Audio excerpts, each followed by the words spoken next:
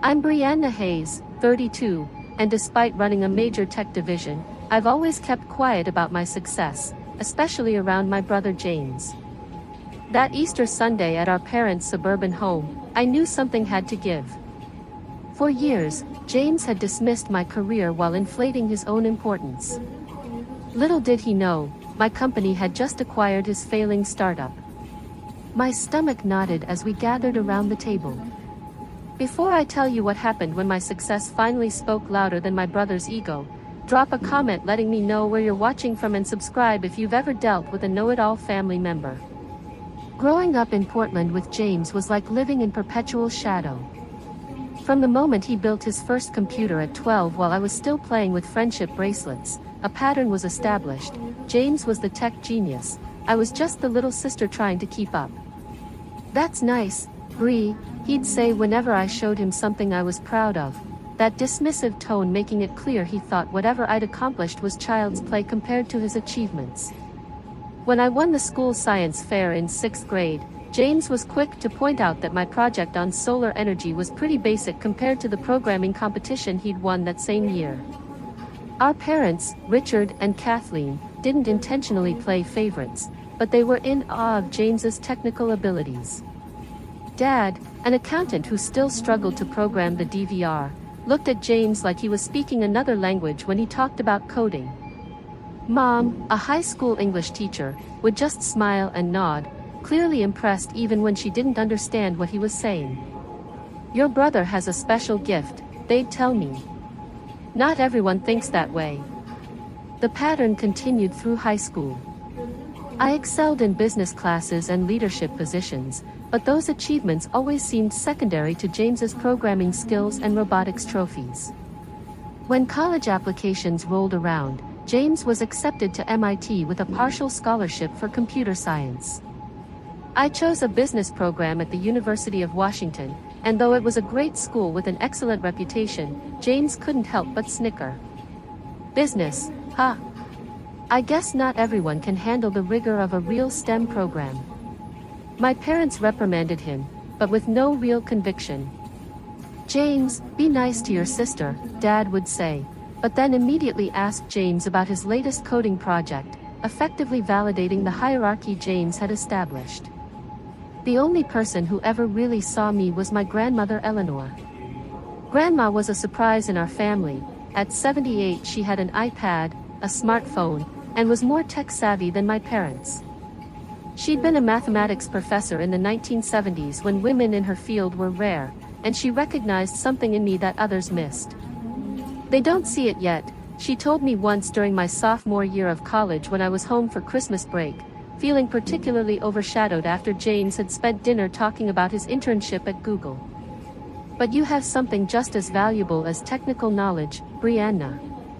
You understand people and systems. You see the big picture. That matters in technology too." With her encouragement, I focused on my strengths. I graduated with honors, landing a job in marketing at a small tech firm called DG Path.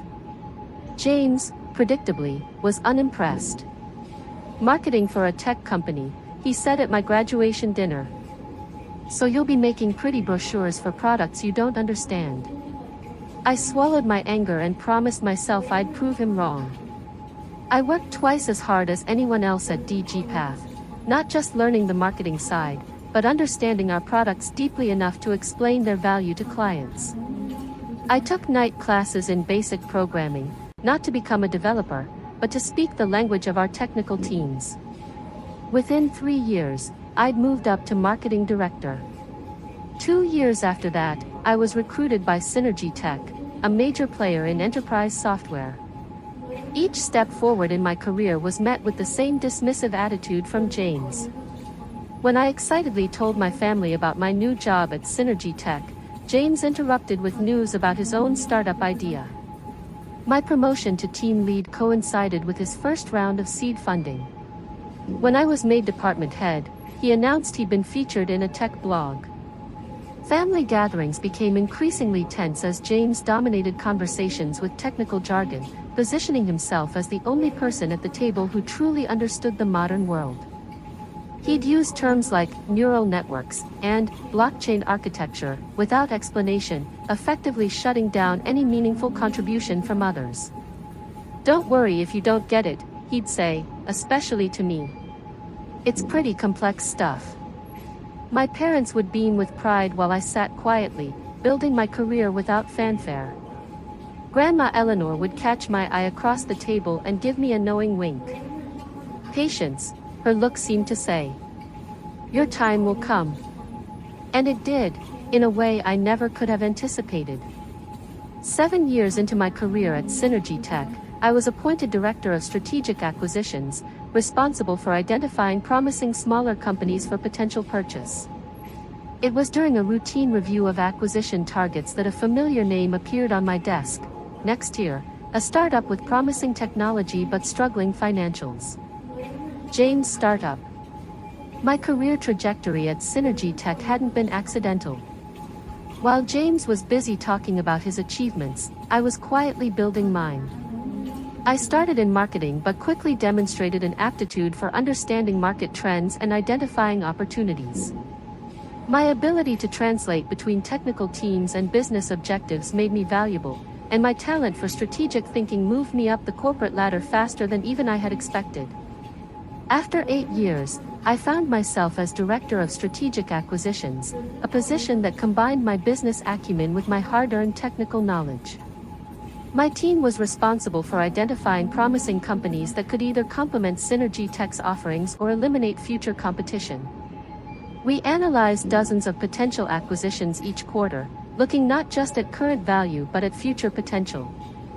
It was during one of our regular scouting sessions that the name Nextier appeared on our radar. They had developed an innovative approach to machine learning that could potentially enhance our flagship product. The company had strong intellectual property and talented engineers but was struggling with monetization and market penetration, a common problem for technically brilliant founders without business experience. "This one has potential," my assistant Parker noted, sliding the preliminary report across my desk. "Small team, great tech, burning through cash too quickly, classic acquisition target." I opened the file and froze when I saw the founder's name, James Hayes. My brother's company was on our acquisition list, and he had no idea I was in a position to influence its fate. My first instinct was to recuse myself immediately. There was a clear conflict of interest, and I prided myself on my professional ethics. But before I could pass the file to my colleague, curiosity got the better of me. What exactly had my brother built? How was his company really performing? For once, I had the opportunity to see beyond James's carefully curated narrative. What I found surprised me. The technology was genuinely innovative. James had always been brilliant. But the business was in trouble. Nextier had burned through 2 rounds of funding with minimal revenue to show for it. Their customer acquisition costs were unsustainable, their marketing strategy was inconsistent, and they had no clear path to profitability, the very aspects of business that James had dismissed as trivial compared to technical development were the areas where his company was failing. I arranged a meeting with our Chief Strategy Officer, Monica Reynolds, to discuss the situation. "I need to disclose a potential conflict," I said as soon as we sat down. "Nextier's founder is my brother." Monica raised an eyebrow. "I didn't realize your brother was in tech." I laughed despite myself. "Oh, he's made sure everyone knows he's in tech. He just doesn't advertise that his sister works for a corporate sellout like Synergy Tech." After discussing the ethical considerations, we decided that I would recuse myself from direct negotiations but could remain involved in an advisory capacity. The acquisition made sense for Synergy Tech regardless of my personal connection, and my knowledge of both the technology sector and my brother's work could be valuable. "Just keep everything by the book," Monica advised. "Document all communications and we'll make sure there's no appearance of either favoritism or sabotage." For the next 3 months, I watched from the periphery as our acquisition team conducted due diligence on Nextier. Their findings confirmed my initial assessment: brilliant technology hampered by poor business execution. To my surprise, I found myself advocating for the acquisition despite my complicated feelings about James. The technology was worth saving, and the team, except perhaps its founder, deserved a chance to succeed with proper support.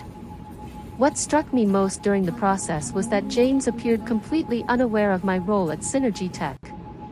In the few family gatherings that occurred during this period, he continued to talk down to me about tech while I sat silently, knowing more about his company's financial state than he realized I could possibly understand.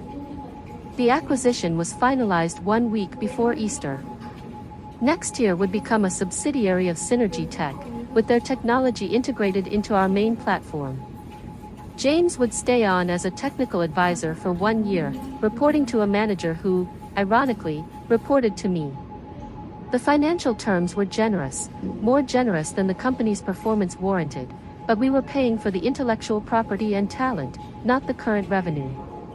As Easter approached, I found myself increasingly anxious about the inevitable family gathering. Should I tell my family about my involvement before the dinner? Should I warn James? I called Grandma Eleanor for advice. "You've done nothing wrong, Brianna," she said firmly. "You've built a career you should be proud of, and you've conducted yourself ethically throughout this process. If James has misrepresented his success or underestimated yours, that's for him to reconcile. But it's going to be so awkward," I groaned. "Perhaps," Grandma replied, and I could hear the smile in her voice. "But sometimes a little awkwardness is necessary for growth. Come to dinner, be yourself, and let the truth find its way to the table." So that's what I decided to do. I would attend Easter dinner without preemptively revealing my role in the acquisition. I wouldn't lie if asked directly, but I wouldn't volunteer information either. Let James tell his version first, I thought. After all these years of living in his shadow, I was curious to see how he would present his company's successful exit. Easter Sunday arrived with deceptive tranquility. The April sky was clear, blue blossoms dotted the trees in my parents' yard, and the air carried that distinctive spring freshness. I pulled up to my childhood home with Michael, my boyfriend of 2 years, beside me. Michael squeezed my hand reassuringly. "Remember, you've done nothing wrong," he said, echoing Grandma Eleanor's words. "And I'm here for moral support." Michael knew all about James. He'd witnessed enough family gatherings to understand the dynamic, and he'd been my sounding board throughout the acquisition process. As a high school history teacher, he was refreshingly removed from the tech world, which made him a perfect neutral party. "I know," I sighed. "I just hate confrontation." "Sometimes it finds you anyway," he replied sagely. Mom greeted us at the door with her customary enthusiasm, hugging us both tightly. "Brianna, Michael, so good to see you. Everyone's already here, we're just waiting on Aunt Linda and Uncle Rob." By everyone, she meant James and his wife Heather had already arrived, along with Grandma Eleanor and my father's brother, Uncle Dave, with his family. I steeled myself and stepped into the living room. James was holding court by the fireplace, gesturing animatedly while Heather smiled politely beside him. Dad and Uncle Dave were nodding, seeming impressed by whatever he was saying. Heather spotted me first and waved, genuine warmth in her expression. Despite everything, I'd always liked Heather. She was kind and unpretentious, a pediatric nurse who seemed to balance James's ego with her own groundedness. "Brianna," she exclaimed, coming over to hug me. "It's been too long." James turned, his storytelling interrupted. "Oh hey, sis. Michael." He nodded curtly at my boyfriend before immediately pivoting back to his audience. Anyway, as I was saying, the exit strategy worked perfectly. You have to know when to cash in your chips in this industry. My stomach tightened. Exit strategy. James was already spinning the acquisition as if it had been his master plan all along rather than a necessary lifeline for a sinking company. "Tech is so volatile right now," he continued, "but if you know what you're doing, you can position yourself for maximum leverage." Dad beamed proudly. James was just telling us about his company's acquisition. Sounds like he made quite a deal. Is that right? I said, keeping my voice neutral. Congratulations, James. He shrugged with affected modesty. Just how the game is played. Not everyone understands the long-term strategy involved. Brianna works in tech too, Michael interjected helpfully. James laughed. Yeah, marketing for some corporate giant. Not quite the same as founding and exiting a startup. Before I could respond, Mom called from the kitchen. Brianna, could you help me with the deviled eggs? Grateful for the escape, I slipped away to the kitchen, where Grandma Eleanor was already arranging appetizers on a platter. She looked up as I entered, her eyes twinkling. Just in time, she said, handing me a serving spoon. Your mother needs help, and I need entertainment. How's our tech mogul spinning his tail out there? Grandma, I whispered, glancing toward the door. He's acting like he orchestrated the whole thing as some brilliant strategy. She chuckled softly. Men like your brother often rewrite history to protect their egos. The question is, what are you going to do about it? I busied myself with the deviled eggs. Nothing. I guess what can I do? Stand up and announce that his company was failing and my company saved it? You could, she said calmly. Or you could simply tell the truth if asked directly, not to humiliate him, but because truth matters, especially in families. You don't think I should just let it go? Keep the peace. Grandma Eleanor placed a warm hand over mine. Peace built on falsehood isn't really peace, Brianna. It's suppression. You spent your whole life diminishing your light so James could shine brighter. Maybe it's time to stop doing that. Mom bustled in before I could respond, assigning us more food preparation tasks. The next hour passed in a flurry of activity as the remaining guests arrived and the house filled with the chaotic energy of a large family gathering. Through it all, I could hear James's voice rising above others, continuing to shape his narrative of entrepreneurial brilliance. As I helped Grandma set the dining room table, she murmured, "Stand tall, but don't force it. The truth has a way of finding its moment." Finally, Mom announced dinner was ready. We all gathered around the large oak table, passing dishes and filling plates. James strategically positioned himself at the center of the table directly across from Dad, the perfect spot for commanding attention. Michael and I sat near one end, with Grandma Eleanor beside me. As we settled in for the meal, I felt the tension in my shoulders building. James had spent the past hour misleading our family about his professional situation while dismissing mine, yet here I sat silently, complicit in his deception. Grandma Eleanor was right. This wasn't peace. And as the dinner conversation inevitably turned toward careers and accomplishments, I knew the moment of truth was rapidly approaching. Easter dinner in the Hayes family had always been a production. Mom's table groaned under the weight of traditional favorites: honey-glazed ham, scalloped potatoes, green bean casserole, and her famous yeast rolls that took hours to prepare. Crystal glasses that only appeared for special occasions caught the light from the dining room chandelier, and the good china, a wedding gift from my grandparents, was arranged in perfect place settings. Aunt Linda raised her glass. "Before we start, I think we should toast to family, to spring, and to new beginnings." "And to success," James added quickly, raising his own glass higher. "To new ventures and knowing when to cash out." Everyone dutifully lifted their glasses, though I noticed Heather's smile seemed strained.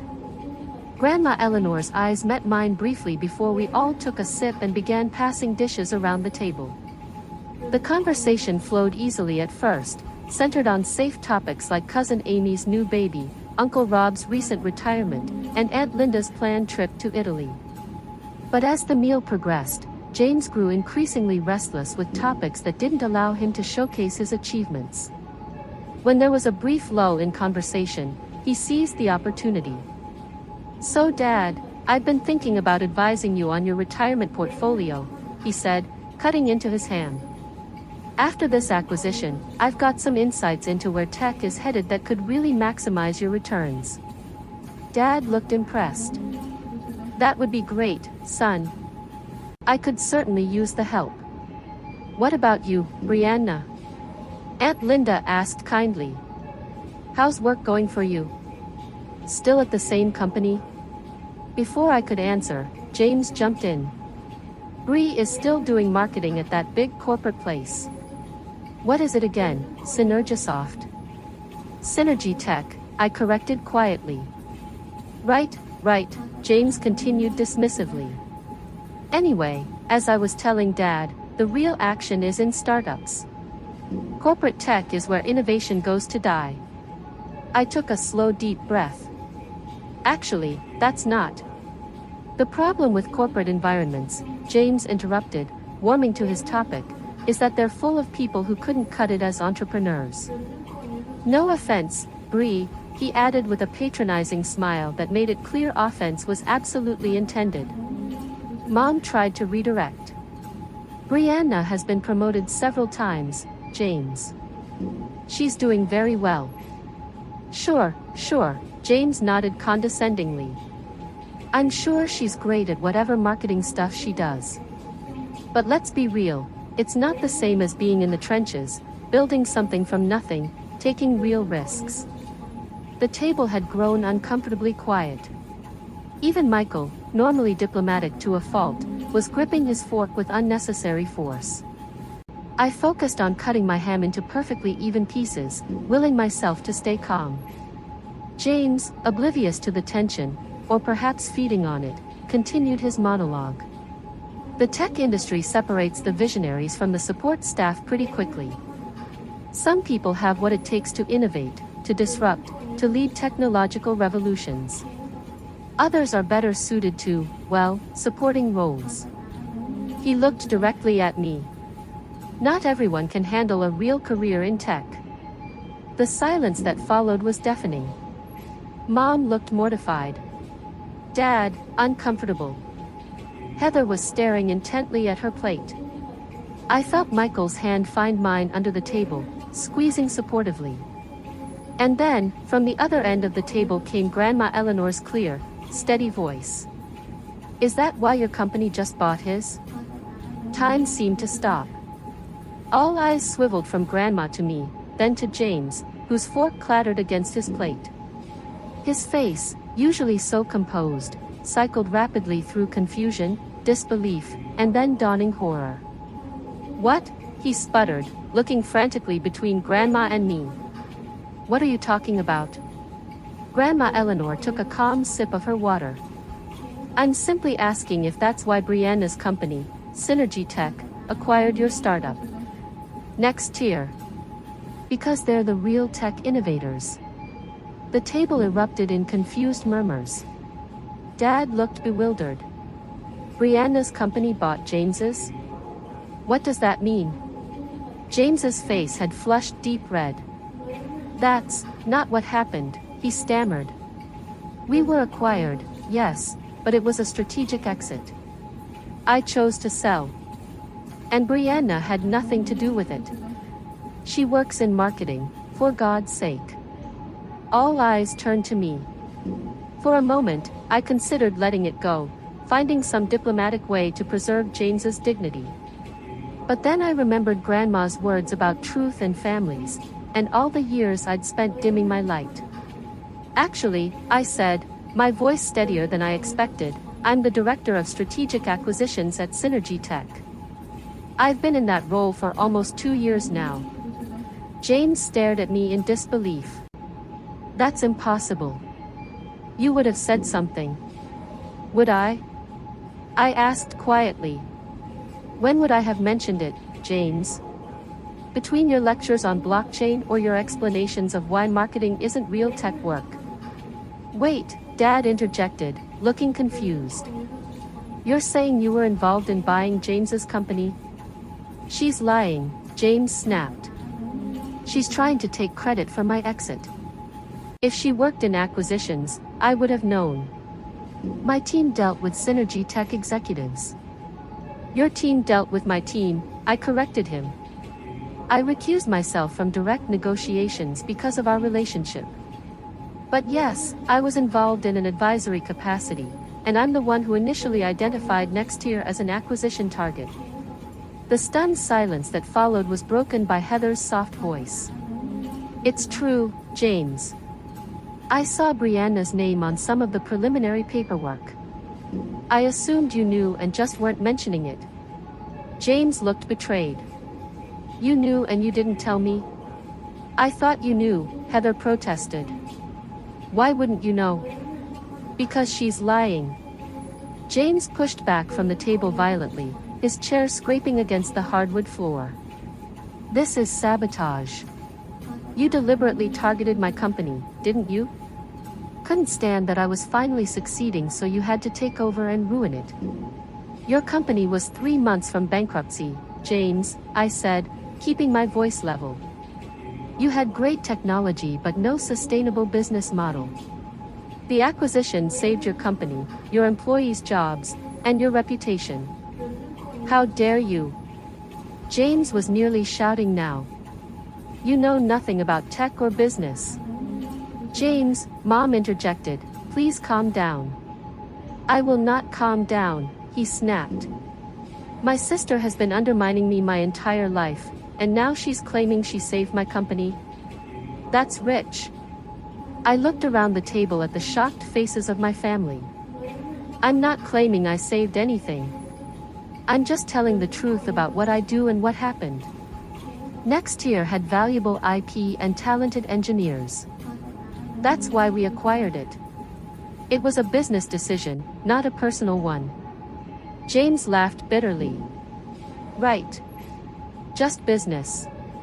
Is that why you never mentioned your role? Because it was so impersonal?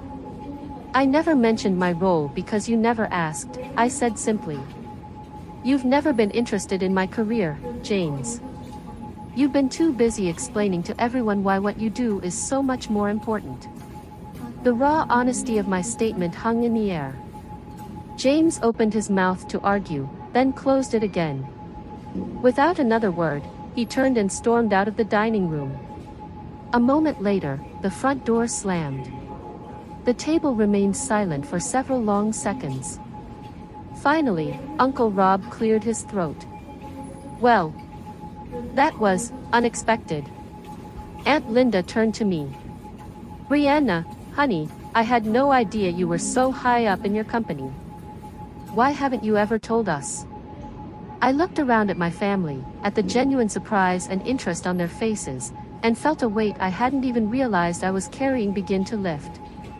I guess no one ever really asked, I said softly. As the shock of James's departure settled over the table, all eyes turned to me. The family dynamic had shifted so suddenly that no one seemed to know quite how to proceed. Heather looked particularly uncomfortable, caught between loyalty to her husband and the uncomfortable truth that had been revealed. Perhaps, Grandma Eleanor suggested gently, this would be a good time for Brianna to tell us about her actual career. Mom nodded eagerly, though her eyes kept darting to the front door where James had exited. Yes, please. I feel terrible that we don't know more about what you do, sweetheart. I took a deep breath, feeling strangely vulnerable. For years I'd protected myself by keeping my professional life separate from my family, partly because of James's dismissive attitude and partly because I'd grown accustomed to being overlooked. I started at Synergy Tech in marketing, that's true, I began. But I moved into product strategy after 2 years, then to business development, and finally to acquisitions. I've been with the company for 9 years now. 9 years? Dad looked surprised. That's impressive in tech, isn't it? Such a volatile industry. Michael nodded. Extremely impressive. Brianna manages a team of 15 people and reports directly to the C-suite. A small smile tugged at my lips as I glanced at my supportive boyfriend. It's a good position. I enjoy the work. But what exactly do you do? Aunt Linda asked, seeming genuinely interested. So I told them. I explained how my team identified promising companies with valuable technology or market position, how we evaluated their potential fit with synergy tech, and how we structured deals that benefited both parties. I described the due diligence process, the negotiation strategies, and the integration challenges that followed acquisitions. That sounds incredibly complex, Uncle Rob commented. I had no idea. And next year? Dad asked cautiously. How did that come about? I explained the process as factually as possible, emphasizing the professional aspects and downplaying any personal elements. The technology was genuinely innovative, I said, wanting to be fair to James despite everything. Our technical team was impressed with what they'd built. But the business fundamentals weren't strong enough to sustain the company independently. So you saved them, Aunt Linda concluded. We made a business decision that benefited both companies, I corrected gently. Synergy Tech got valuable IP and talent. Next year's investors got a better return than they would have otherwise. And their employees got job security. And James? Mom asked quietly. James received fair compensation for his work and has a 1-year contract as a technical advisor, I explained. After that, he can stay on if both parties agree it's working out. Heather, who had been quiet until now, suddenly spoke up. The acquisition saved us financially, she admitted. James wouldn't want me to say this, but we were in trouble. He put everything into the company, our savings, a second mortgage on our house. We were 3 missed payrolls away from losing everything. Her honesty surprised me. James had always presented their life as one of startup glamour and imminent success. I'd had no idea they were so financially vulnerable. I didn't know it was that serious, I said softly. Heather nodded. James is proud. He wouldn't admit how bad things had gotten. When Synergy Tech's offer came through, it was like a miracle. But he couldn't see it that way. To him, it felt like failure. Dad looked troubled. But why wouldn't he tell us? We could have helped. For the same reason he couldn't admit Brianna might be successful in tech, Grandma Eleanor interjected wisely. Pride. The conversation paused as we all absorbed this. I felt a complex mix of emotions, vindication that my family finally understood my career, sadness for James's struggles, and lingering frustration that it had taken this kind of confrontation for the truth to emerge. I should probably go talk to him, Heather said, moving to stand. No, I said, making a sudden decision. I'll go. Michael squeezed my hand. Are you sure? I nodded. We need to clear the air once and for all. As I pushed back from the table, Mom looked worried. Brianna, maybe give him some time to cool down first. We've given the situation years to cool down, Mom, I replied. I think it's time for some honest conversation. I found James sitting on the front porch steps, staring out at the quiet suburban street. He didn't look up when I sat down beside him, leaving a careful distance between us. Come to gloat? He asked flatly. No, I said. I came to talk. Actually talk, for once. He gave a humorless laugh. What's there to talk about? You won. Congratulations. This isn't about winning or losing, James. It's about truth. And the truth is I've spent my entire career being dismissed by you, watching you convince our family that what I do doesn't matter because it's not real tech work. So this was revenge? Getting your company to swallow mine? I sighed in frustration. Do you really believe that? Do you honestly think I would risk my professional reputation and potentially violate corporate ethics just to get back at you? James was quiet for a moment. When did you become director of acquisitions? He finally asked. 2 years ago. And you never thought to mention it at family gatherings? When would I have mentioned it, James? I asked. Between your monologues about neural networks and blockchain? You've never once asked me about my career. Not once. He had the grace to look slightly abashed. I just assumed. You assumed I was still in the same entry-level marketing position I started in 9 years ago, I finished for him. Because that fit your narrative, that I wasn't capable of understanding real tech. Meanwhile, I've been steadily advancing, managing larger teams, taking on more responsibility, and actually succeeding in the industry you claim I'm not cut out for. James was silent for several long moments, staring at his hands.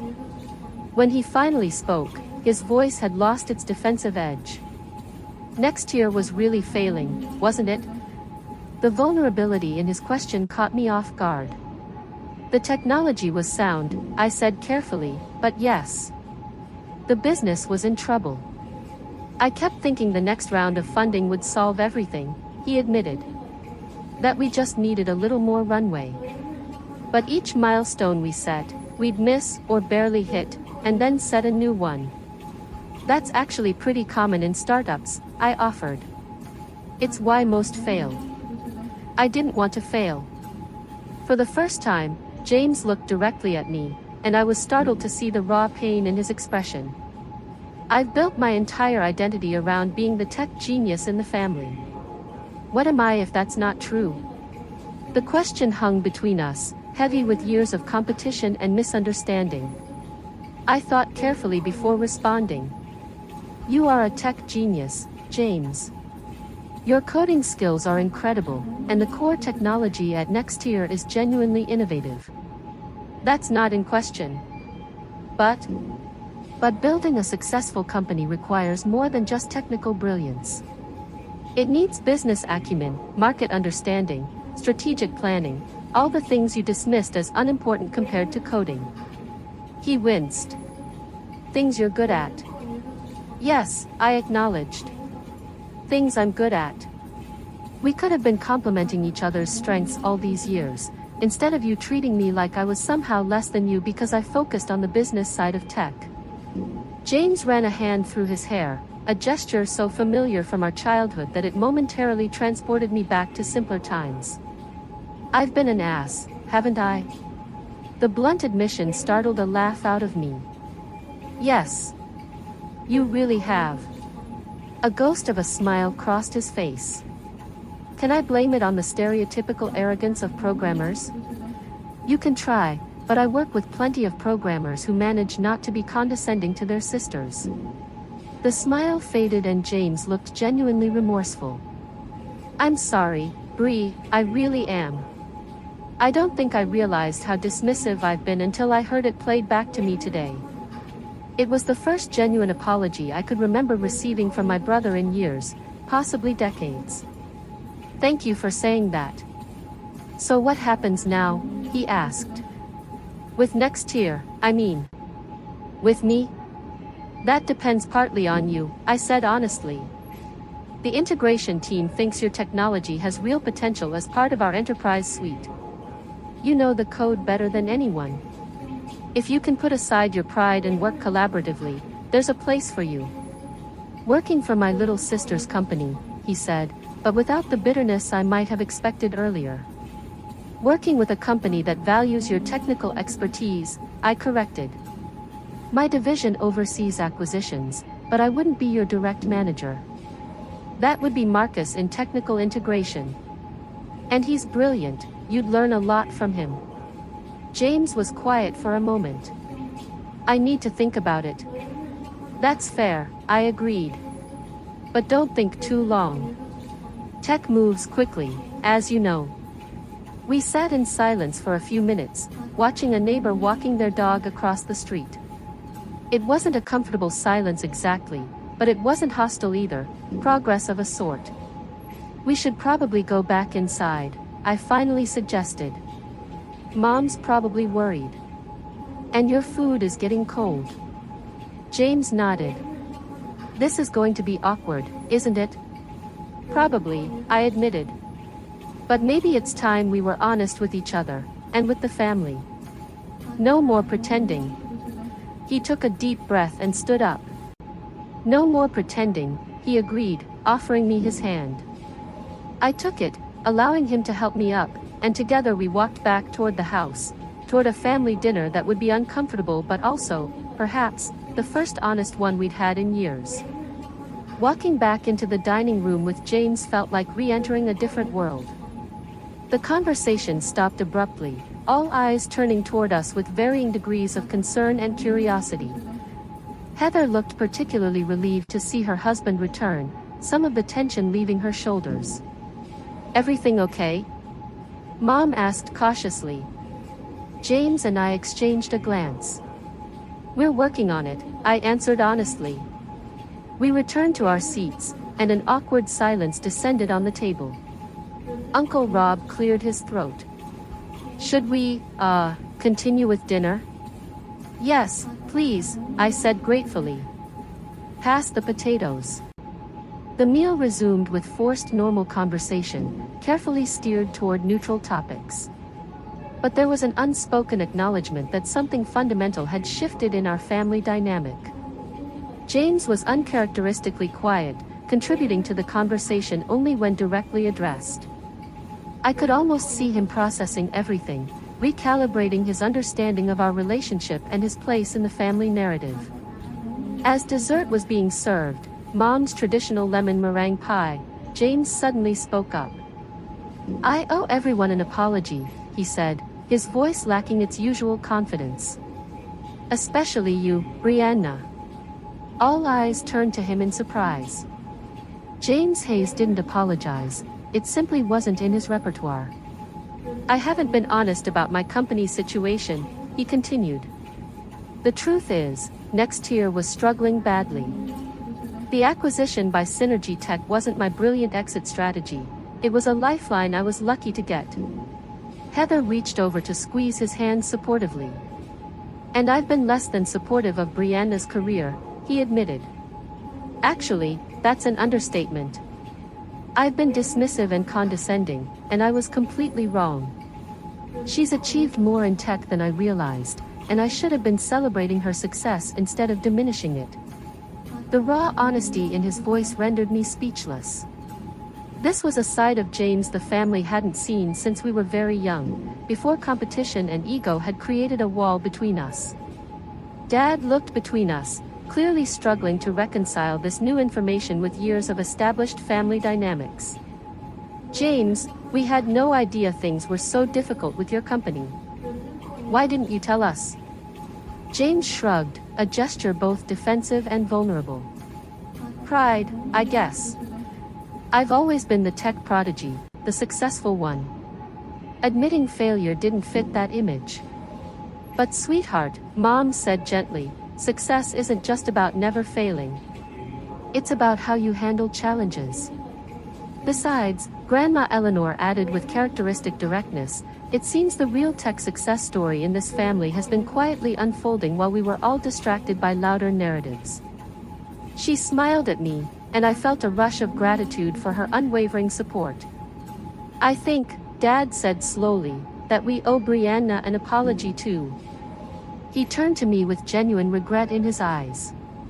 "We should have asked more questions about your career, celebrated your achievements the way we celebrated James. I'm sorry we didn't do that. We're very proud of you, sweetheart." Mom added, her eyes glistening, "I just wish we'd known more about what you were accomplishing." The validation I'd unconsciously sought for years washed over me, both gratifying and slightly discomforting in its intensity. "Thank you," I managed. "That means a lot. So what happens now?" Aunt Linda asked. "With the company, I mean." James looked to me, tacitly acknowledging my expertise. It was such a reversal of our usual dynamic that it took me a moment to respond. "Next year's technology will be integrated into Synergy Tech's main platform," I explained. "The technical team has the option to join Synergy Tech, including James, who has a 1-year contract as a technical advisor." "And will you?" Uncle Rob asked James directly. "Stay on, I mean?" James glanced at me, then at Heather before answering. "I'm considering it. It would mean accepting a different role than I'm used to, but..." He paused, seeming to choose his words carefully. Maybe it's time I learned some new skills. The business side of things, specifically. It was as close to an acknowledgement of my expertise as I'd ever heard from him. I decided to meet him halfway. The tech industry works best when different types of expertise collaborate, I offered. Technical brilliance and business acumen aren't mutually exclusive. They're complementary. Like brother and sister, Grandma Eleanor suggested with a knowing smile. James actually laughed. Exactly like that, I suppose. As the meal continued, the conversation began to flow more naturally. For perhaps the first time in our adult lives, James and I engaged in a genuine dialogue rather than parallel monologues or one-sided lectures. He asked questions about my role at Synergy Tech with authentic interest, and I inquired about the technical challenges he'd solved at Nextier. Our family watched this exchange with something like wonder, as if witnessing a rare natural phenomenon. After dessert, as we helped clear the table, Dad pulled me aside. I had no idea, Brianna, he said quietly. About your job, about how successful you've become. Why didn't you tell us more? I considered the question seriously. I think after a while, I just got used to being in the background. James was always so forceful about his accomplishments that it seemed easier to stay quiet about mine. Dad looked genuinely distressed. We should have noticed. I should have noticed. It's okay, Dad. I reassured him. We all fell into patterns, but maybe now we can create some new ones. Later, as we gathered in the living room for coffee, Grandma Eleanor orchestrated a moment that would have seemed impossible just hours before. I think, she announced with the authority that only an elder matriarch can command, that we should have a proper toast to both siblings and their achievements in technology. She raised her coffee cup, eyes twinkling. To James, whose technical brilliance created valuable innovation, and to Brianna, whose business acumen ensures that innovation reaches its potential in the market. May they both continue to succeed, perhaps even together. To James and Brianna, the family echoed, raising their cups. James caught my eye across the room and raised his cup a little higher in my direction, a simple acknowledgement, but one that spoke volumes about the shift in our relationship. As the afternoon turned to evening and guests began to depart, James approached me one more time. I meant what I said earlier, he told me quietly. I am sorry for how I've treated you and your career. I know, I said. And I appreciate that. He hesitated, then added, I'm going to take the position at Synergy Tech. I've got a lot to learn about the business side of tech. And he smiled ruefully. It seems I have access to a pretty good teacher. I couldn't help but smile back. Just promise not to call it, not real tech work, and we'll be fine. Deal, he agreed, extending his hand formally.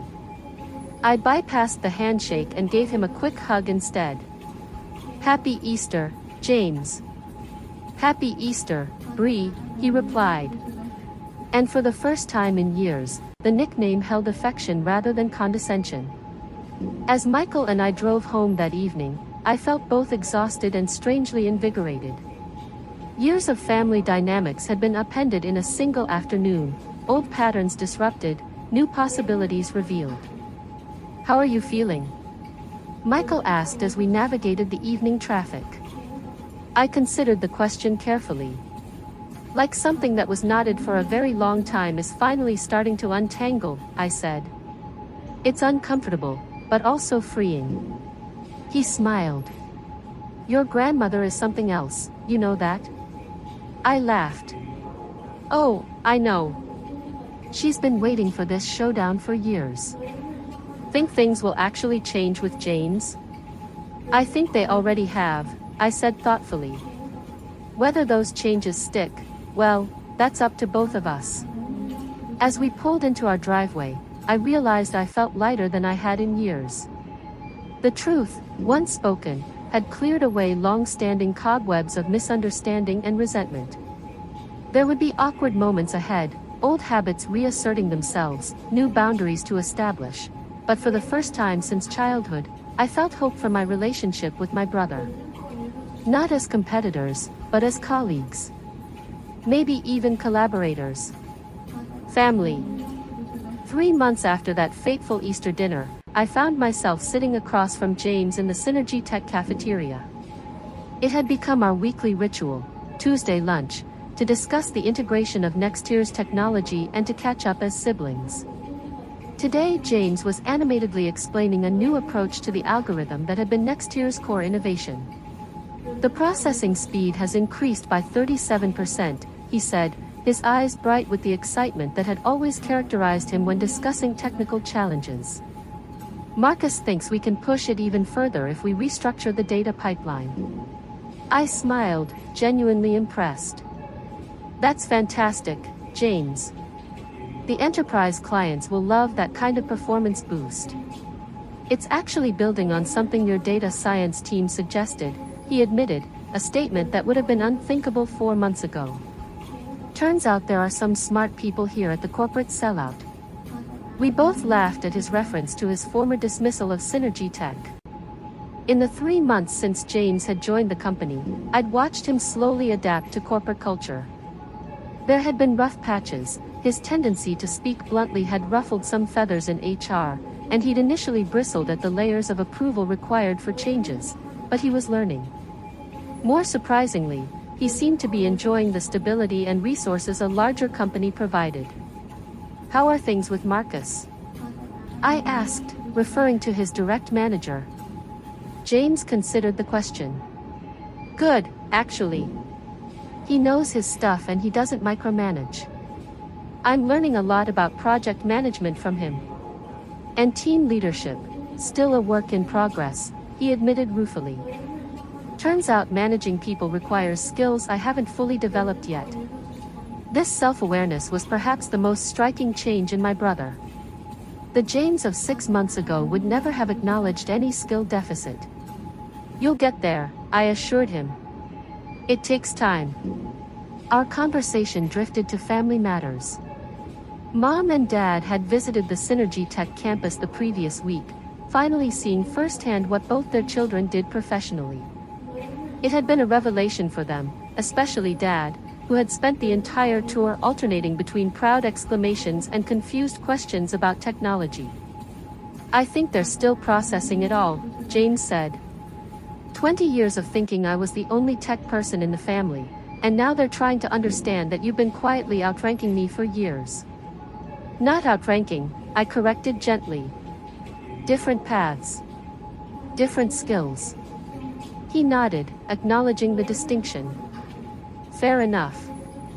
Speaking of family, are you free for dinner at Grandma Eleanor's this weekend? She specifically requested both of us. I smiled.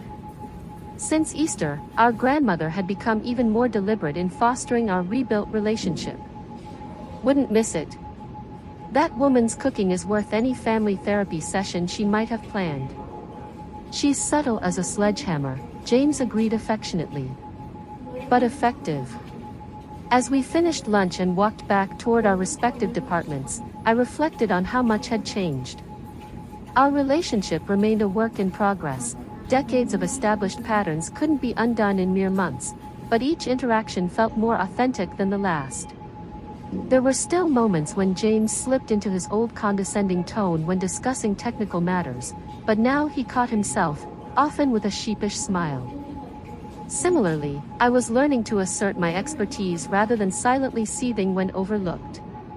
Our parents too were adapting to this new family dynamic. Mom had started asking specific questions about my work, making a genuine effort to understand what I did. Dad had begun forwarding me articles about women in tech leadership, his way of showing he recognized my place in that world. The most profound change, however, was internal. After years of diminishing my accomplishments to keep peace in the family, I was learning to take up space, to acknowledge my expertise, to correct misperceptions without apology. In professional settings, this newfound confidence translated to more effective leadership and clearer communication with my team. The following weekend, as promised, James and I joined Grandma Eleanor for dinner at her cozy apartment. After a meal of her famous pot roast, she served coffee in her living room and fixed us both with her characteristic direct gaze. "So," she said, settling into her favorite armchair, "how are my two tech executives getting along these days?" James and I exchanged amused glances. "Subtlety isn't your strong suit, is it, Grandma?" I teased. "At my age, dear, there's no time for beating around the bush," she replied. "Well, we're doing well," James answered. "Better than I expected, honestly. He's learning to accept feedback without taking it as a personal attack," I added with a smirk. "And she's learning to give feedback without sounding like a corporate training manual," James countered good-naturedly. Grandma Eleanor smiled, satisfaction evident in her expression. "Good. Family should be honest with each other, but kindly so." "I've been thinking about that a lot lately," I said. "About honesty in families. For years we all participated in this fiction that James was the only tech success story, me by staying quiet about my achievements, James by exaggerating his, and the rest of the family by never questioning the narrative. It was comfortable, James admitted. For me, anyway. I got to be the star. And what have you learned from having that comfort disrupted?" Grandma asked him. James considered the question seriously. "That comfort isn't always growth. That being the star kept me from learning things I needed to know. And that," he glanced at me, "I missed out on a potential ally by treating my sister like a competitor." Grandma nodded approvingly before turning to me. "And you, Brianna, what have you learned?" "That silence isn't actually peace," I said. "That diminishing myself to make others comfortable wasn't serving anyone, least of all me. And that authenticity, while sometimes uncomfortable, is the only way to be truly known and loved." "Very good," Grandma said, sounding like the professor she once was. "Now the real test will be taking these lessons forward. Family patterns have a way of reasserting themselves if we're not vigilant." "We're working on it," I assured her. James has actually been asking for my input on managing his team at Synergy Tech. "And Brianna's been consulting me on technical aspects of upcoming acquisitions," James added. "Turns out our skills really do complement each other." "As I've been saying for approximately 30 years, Grandma noted dryly. We laughed, the sound of genuine affection filling the small apartment. As the evening wound down and we prepared to leave, Grandma Eleanor held both our hands in hers. "I'm proud of you both," she said simply. "Not just for your professional accomplishments, impressive as they are, but for doing the hard work of breaking unhealthy patterns. That takes more courage than any career achievement." On the drive home, I found myself reflecting on her words. It had indeed taken courage to disrupt the comfortable fiction our family had maintained for years. But the freedom that came with authenticity was worth the temporary discomfort. James and I would never have a perfect relationship, siblings rarely do. We were too different in our approaches, too shaped by our individual experiences. But we had found a way to respect those differences rather than allowing them to divide us, to see them as complementary rather than competitive. In the tech industry, where change is the only constant, adaptability is essential for success. James and I had finally applied that principle to our personal relationship, and both were stronger for it. The truth, as it turned out, hadn't destroyed our family as I'd feared. It had rebuilt it on a more solid foundation, one where achievements weren't compared but celebrated, where differences weren't threats but assets, and where being known was more important than being impressive. It was a lesson I carried forward into all aspects of my life, that authentic connections built on honesty rather than performance were the most valuable technology of all. Have you ever experienced a moment where standing in your truth changed a relationship for the better? I'd love to hear your stories in the comments below. And if you've enjoyed this journey of sibling rivalry turned collaboration, please hit that like button and subscribe to the channel for more stories about navigating complex family dynamics. Share this video with someone who might need permission to shine their own light without dimming it for others. Thank you for watching, and remember, Sometimes the most important disruption isn't in technology, but in the patterns we've accepted for too long.